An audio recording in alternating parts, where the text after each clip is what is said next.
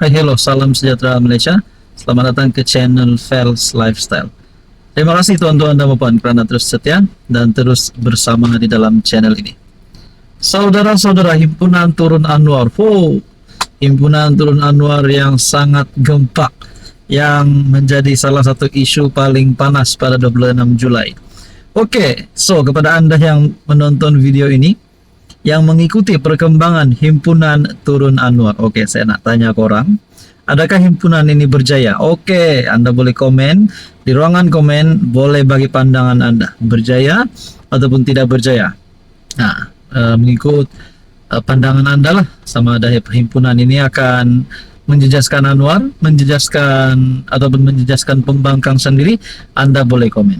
Oke, sebelum saya teruskan kepada isu paling panas, saya nak kongsi kepada Anda, ini adalah produk TF, produk terapi imun untuk pelbagai jenis penyakit. Produk ini adalah untuk mendidik, menyeimbangkan, dan juga produk ini adalah untuk meningkatkan kekuatan imun badan sehingga 437%, sehingga imun badan kita mampu melawan pelbagai jenis penyakit. Penyakit contohnya kencing manis, gout, darah tinggi, kolesterol, penyakit melibatkan jantung, penyakit melibatkan hati, paru-paru, buah pinggang, dan macam-macam lagi. Sekiranya Anda berminat dan ingin mengetahui lebih lanjut tentang produk ini, Anda boleh menghubungi saya di nomor yang tertera. Oke, baik saudara-saudara, tuan-tuan dan puan.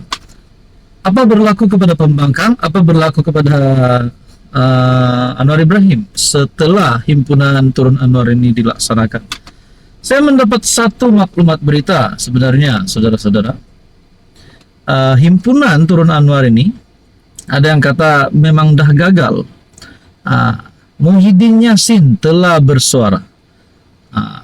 Muhyiddin Yassin bersuara, kini suara keramat rakyat mahu kamu turun, kata Muhyiddin terhadap Anwar Ibrahim. Oke, saya nak tanya berapa orang yang hadir perhimpunan tersebut. Ada yang kata mungkin belasan ribu, mungkin dalam 18.000. Mungkin ada lebih, saya pun tak tahu berapa. Adakah mungkin yang datang ini hanyalah mungkin diupah, ya? Saya pun tidak tahu macam mana. Mungkin ada peserta atau macam kita cakap diupah untuk memeriahkan perhimpunan ini. Ada yang kata sebenarnya himpunan ini hanya 5.000 orang. Mungkin 5.000 orang saja yang memang setia, yang memang mahu Anwar turun. Kita fikir secara logika, saudara-saudara. Di Malaysia kita ada 34 juta populasi, kalau tak silap lah yang terbaru. Jadi kalau sekadar 18.000 yang turun, adakah 18.000 ini undi mereka sebenarnya memang bukan untuk Anwar? Siapa yang mereka nak naikkan? Muhyiddin Yassin membuat kenyataan, kini suara keramat rakyat mahu kamu turun. Pengurusi PN Muhyiddin Yassin mengingatkan PM Anwar Ibrahim bahawa suatu ketika dahulu dia pernah menyatakan bahawa suara rakyat adalah suara keramat. Dalam satu hantaran FB, Muhyiddin meminta Anwar akur kehendak rakyat yang mahukan dia berundur. Susulan Himpunan Turun Anwar yang berlangsung di Ibu Negara. Dulu kamu kata suara rakyat, suara keramat. Kini suara keramat rakyat sedang bergema di gegendang telinga kamu. Dengar suara rakyat baik-baik. Rakyat mahu kamu turun. Oke, adakah dengan ini Muhyiddin Yassin bersedia untuk menjadi PM sekali lagi? Bersedia untuk mengangkat sumpah sekali lagi menjadi Perdana Menteri?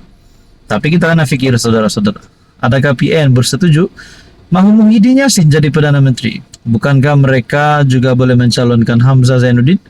Ataupun mungkin daripada pembangkang Tun Mahathir. Jadi saya pun tak tahulah siapa yang sebenarnya layak untuk menggantikan Anwar.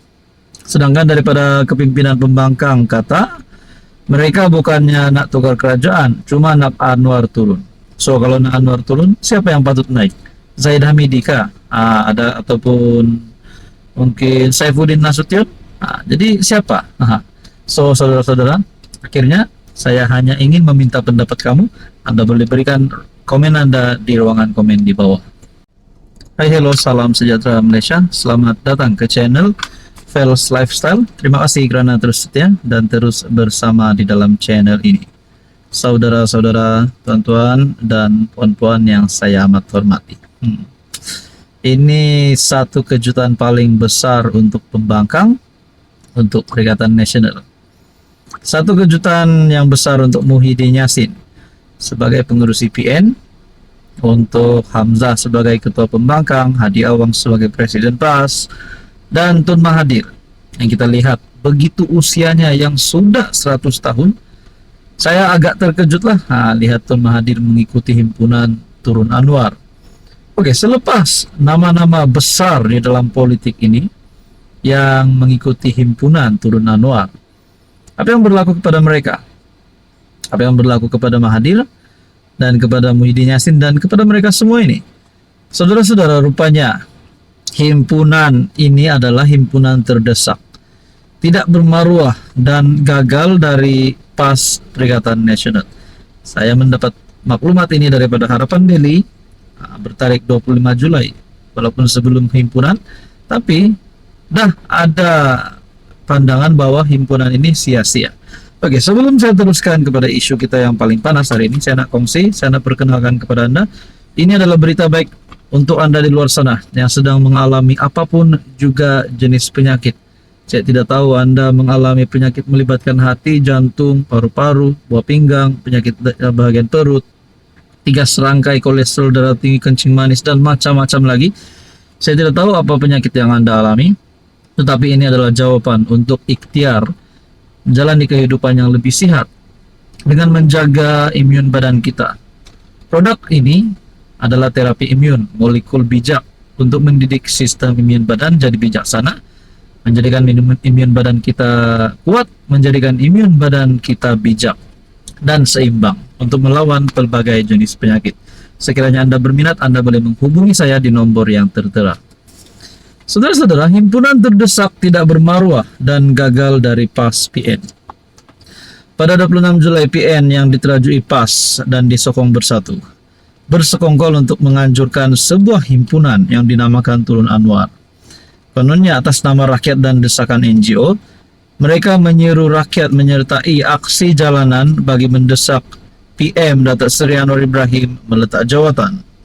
Namun realitinya, himpunan ini adalah satu bentuk tindakan paling tidak bermaruah, paling dangkal, serta tidak mempunyai nilai moral dan politik yang tinggi. Apatah lagi dalam konteks demokrasi berparlimen yang matang. Oke, ini yang kita nak dengar. Sebenarnya apa yang terjadi kepada ahli-ahli parlimen pembangkang yang mengikuti himpunan Turun Anwar ini? Adakah mereka berisiko untuk kalah pada PR16 nanti?